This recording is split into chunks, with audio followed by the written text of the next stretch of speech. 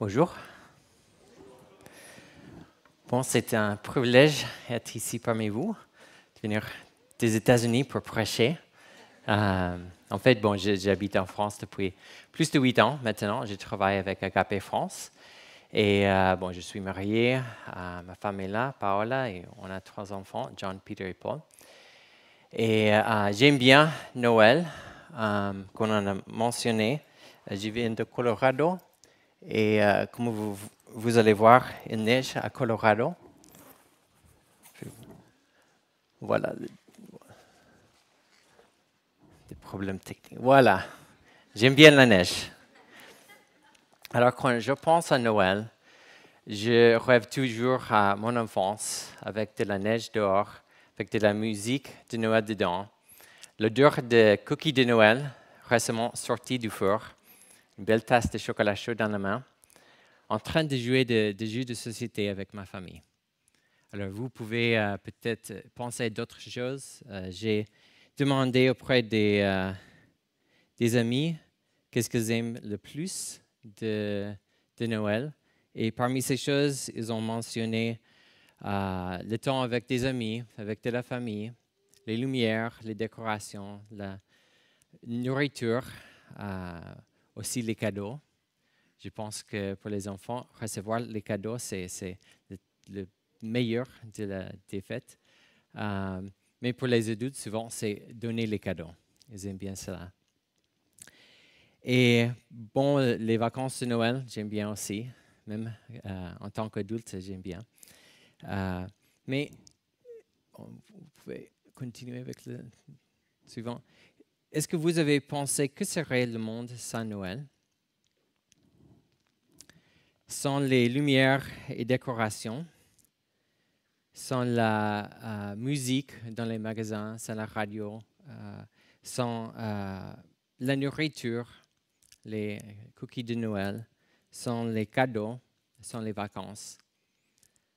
Ce serait un moment triste dans l'année, n'est-ce pas? Plus sombre, moins joyeux.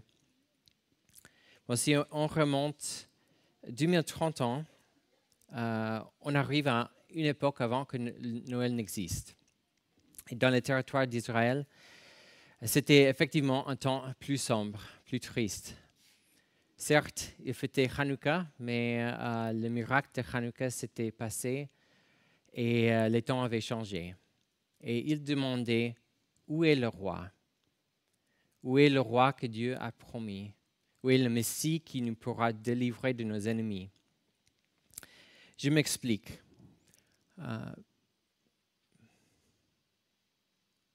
Voilà. Dans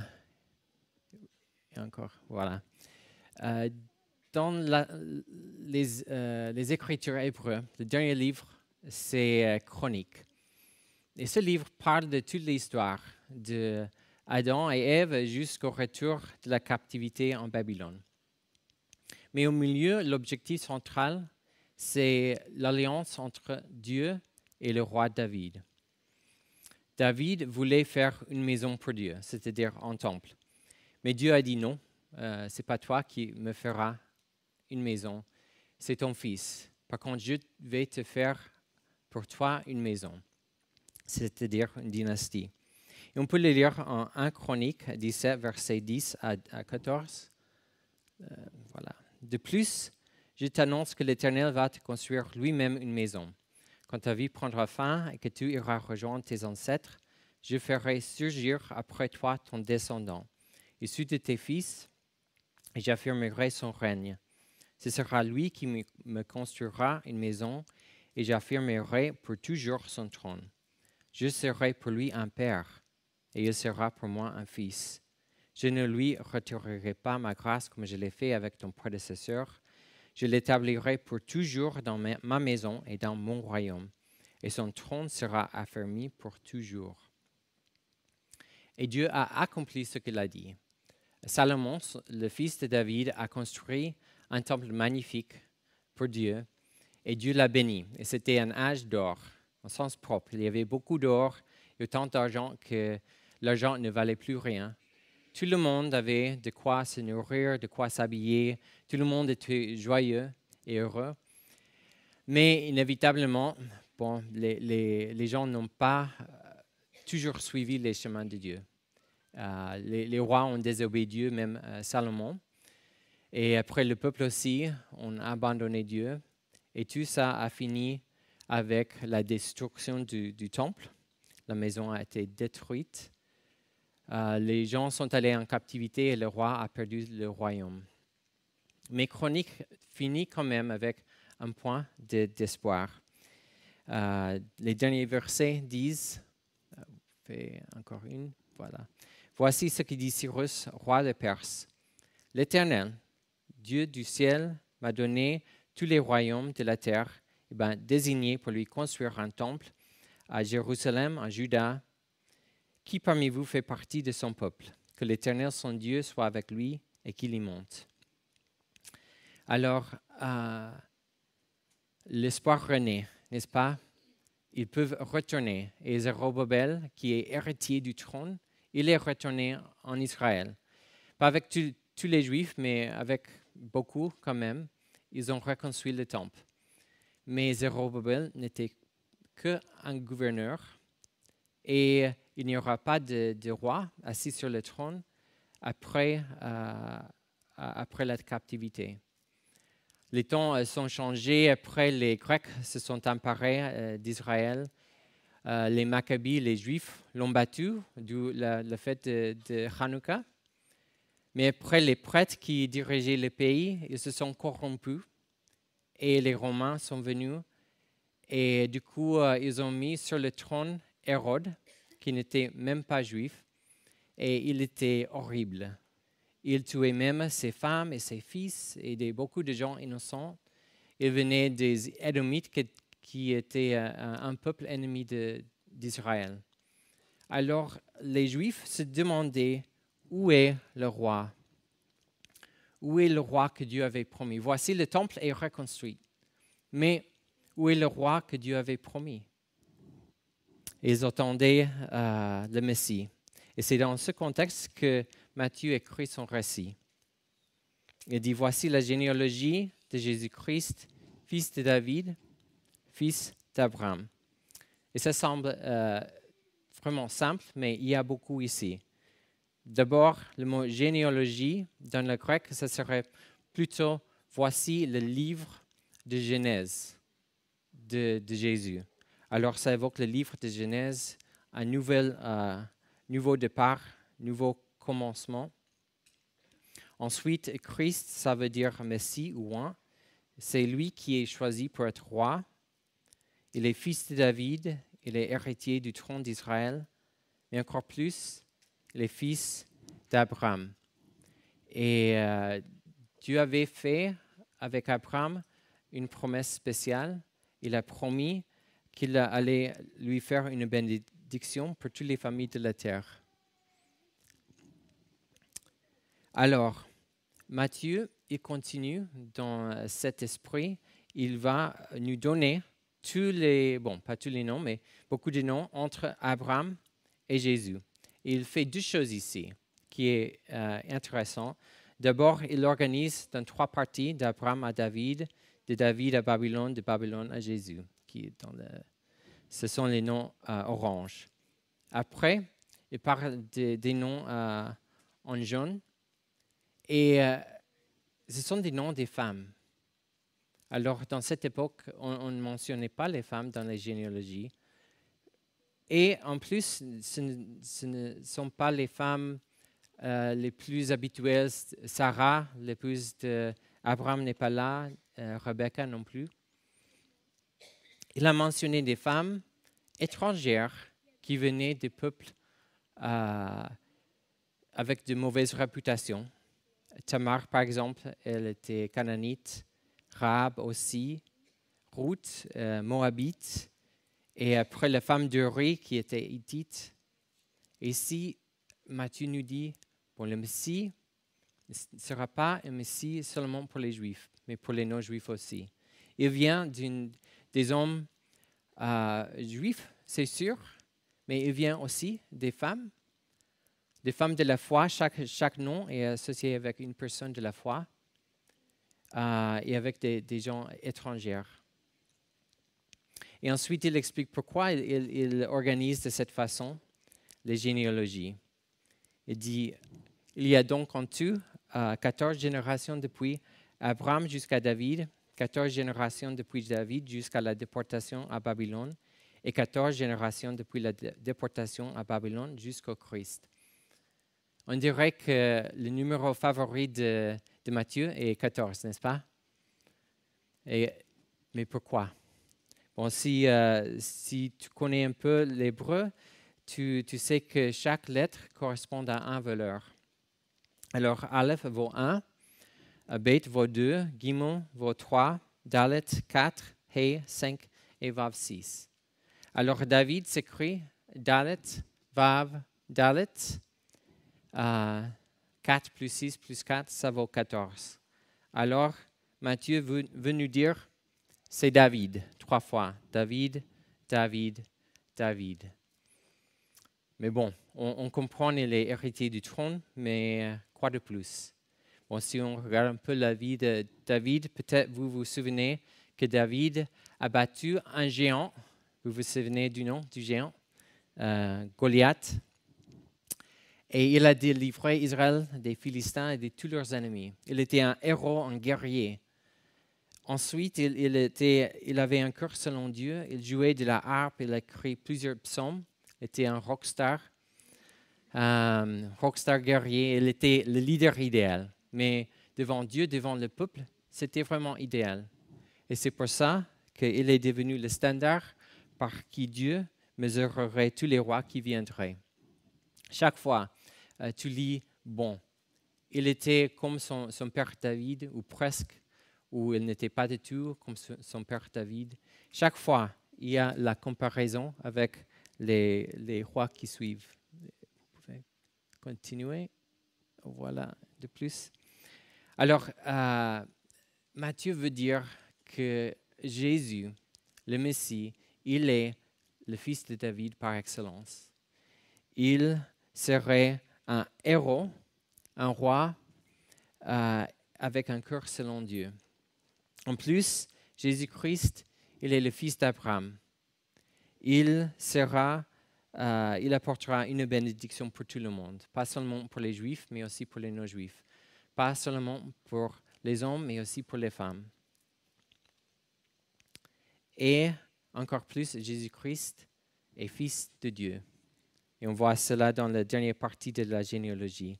Jacob eut pour fils Joseph, l'époux de Marie, de laquelle est né Jésus, qu'on appelle le Christ. Voilà, il est né de Marie, pas de Joseph. Il explique dans les versets qui suivent. Voici de quelle manière arriva la naissance de Jésus-Christ. Marie, sa mère, était fiancée à Joseph. Or, avant qu'ils aient habité ensemble, elle se trouva enceinte par l'action du Saint-Esprit. Joseph, son fiancé, qui était un homme juste et qui ne voulait pas l'exposer au déshonneur, se proposa de rompre secrètement avec elle.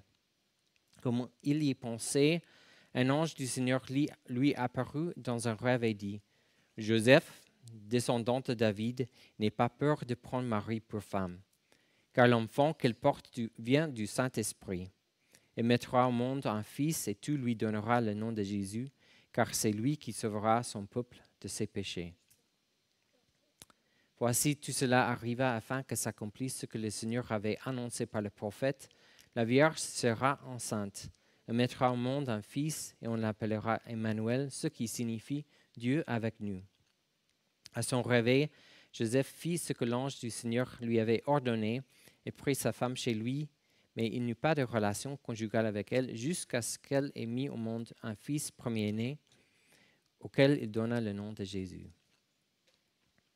Voilà, Jésus est fils de Dieu.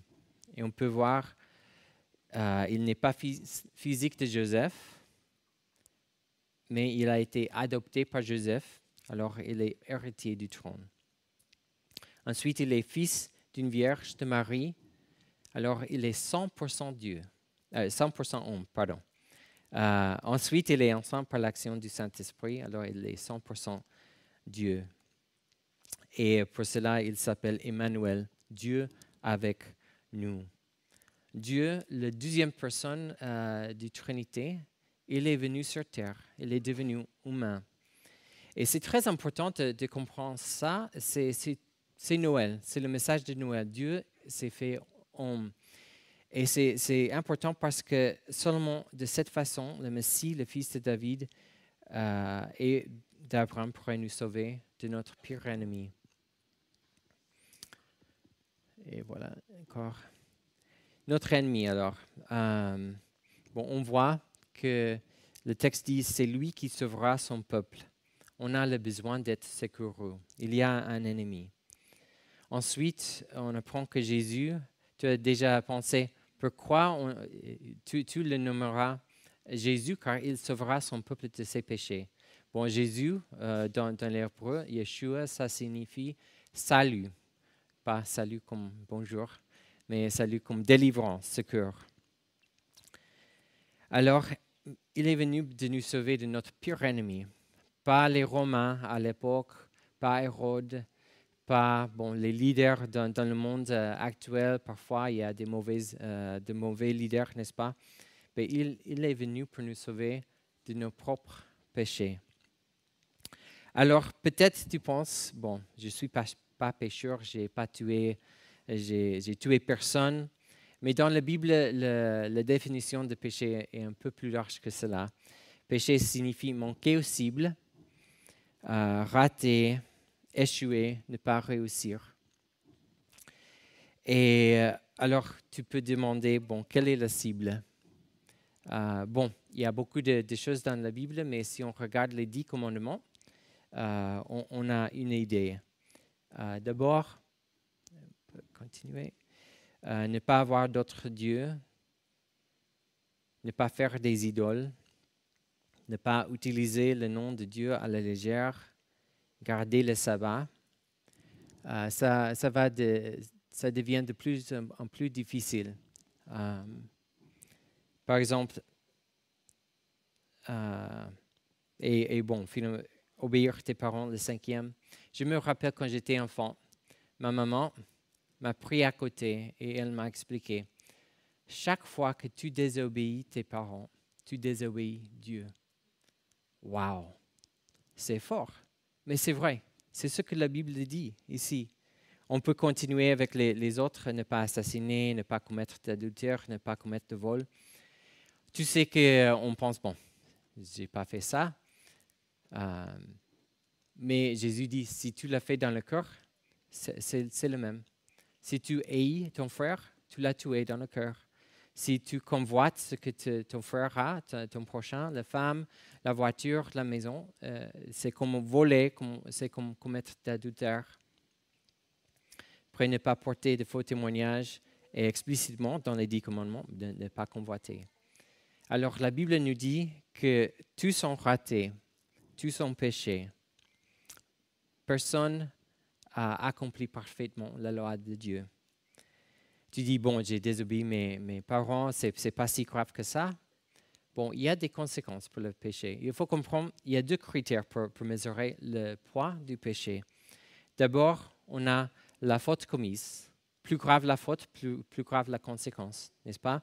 Et celui contre qui la faute est commise. Alors, si on ment, c'est pas si grave que si on vole, et c'est encore plus grave si on assassine, n'est-ce pas? Ça a du sens. Le poids, il y a plus de poids. Mais aussi contre qui la faute est commise. Alors, si je tire sur une télévision, c'est pas bien. Si je tire sur un chien, c'est pire. Mais si je tire sur une personne, c'est encore pire, n'est-ce pas? Parce que contre le poids est plus lourd. Ça dépend contre qui tu commis la faute. Or, par définition, le péché, c'est une faute commise contre Dieu, un être de valeur infinie. Donc, le poids du péché et sa conséquence sont infinis. C'est pour ça qu'on a besoin d'un sauveur. Nous ne pourrions jamais payer une dette infinie. Nous avons besoin de quelqu'un, que quelqu'un le paye pour nous. Seulement, un être humain pourrait prendre la place d'un être humain, mais seulement Dieu pourrait payer une dette infinie. Alors seulement Jésus-Christ pouvait nous sauver. Et c'est pourquoi il est mort sur la croix à notre place. Et il est ressuscité le troisième jour. Ça nous démontre que la dette a été complètement payée. Et aussi, comme il est ressuscité, nous pourrons vivre éternellement avec lui aussi. Mais on a un choix. Si on continue dans Matthieu, on voit Jésus naquit à Bethléem. On peut continuer. À l'époque du roi Hérode, or des mages venus d'Orient arrivèrent à Jérusalem et dirent « Où est le roi des Juifs qui vient de naître? En effet, nous avons vu son étoile en Orient et nous sommes venus pour l'adorer. » Alors les mages, ils ont accepté Jésus. Le roi Hérode, par contre, si tu continues, il n'a pas accepté Jésus. Il voulait le tuer. Il voulait rester roi. Et nous avons la même décision. On va être roi de notre propre vie ou on va laisser Jésus être notre roi. Alors, aujourd'hui, toi, moi, qu'est-ce qu'on va faire avec Jésus? Avec ce cadeau que Dieu nous a donné. Si tu veux accepter Jésus, c'est simple. Tu peux l'accepter en utilisant 3 phrases. Pardon, merci et s'il te plaît. D'abord, pardon. Jésus, je te demande pardon pour mes péchés. Merci pour avoir payé le prix pour mes péchés en mourant sur la croix. Et s'il te plaît, entre dans ma vie et sois mon roi et sauveur. Alors, si tu veux faire cette prière, si tu veux accepter Jésus, tu peux le faire maintenant. Ce ne sont pas des mots magiques. Ce qui importe, c'est le cœur. Alors, si tu veux que Jésus te sauve et qu'il soit ton sauveur et roi, je t'invite à répéter après moi. Tu peux le faire à voix haute ou tu peux le faire dans la tête. Ce qui importe, c'est que tu le fais du cœur. Alors, je vais le faire et vous pouvez répéter si vous voulez. Pardon. Jésus, je te demande pardon pour mes péchés. Merci. Merci pour avoir payé le prix pour mes péchés en mourant sur la croix. S'il te plaît, entre dans ma vie et sois mon roi et sauveur. Amen. Bon, si tu as fait cette prière du cœur, félicitations. Parce que tu es désormais enfant de Dieu, tu fais partie de son royaume. Toutes tes fautes, tous tes péchés sont pardonnés. Tu as déjà la vie éternelle. Et je t'encourage, si tu l'as fait, de dire à quelqu'un, la personne avec laquelle tu es venu, ou le pasteur, ou quelqu'un qui pourrait t'aider. Si tu veux lire plus et tu n'as pas encore ta Bible, on a amené des Nouveaux Testaments derrière que vous pouvez prendre gratuitement. Il y a d'autres Bibles entières que vous pouvez acheter aussi. Mais je t'encourage de dire à quelqu'un. Et pour nous tous, Noël, c'est une époque où on nous rappelle, on peut jouir de toute la musique, de toutes ces choses, la bonne nourriture, mais rappelons-nous que le roi est venu. Voici la généalogie de Jésus-Christ, fils de David, fils d'Abraham. Un nouveau départ est possible pour tout le monde grâce au Sauveur et Roi qui nous délivre de nos péchés, grâce à Jésus-Christ. Amen.